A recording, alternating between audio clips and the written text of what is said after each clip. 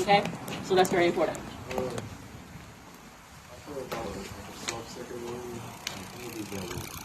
So the soft second loan is through the city, and what they do is they pay a portion of the purchase price, right? It can also go to closing costs and down payment.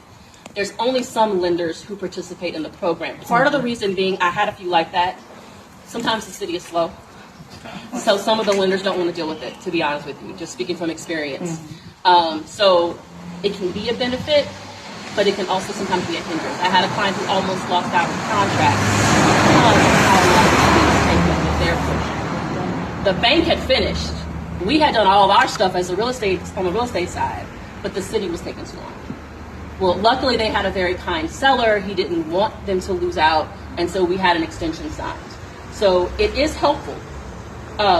Just be prepared for that. I'm always very honest about it because, you know, there are other options available to make it more affordable, with or without that additional assistance. So yeah, but that's what it does. It pays down a portion of the price, closing costs, down payment. Yes. I have 2 questions. Okay. The percentage the realtor gets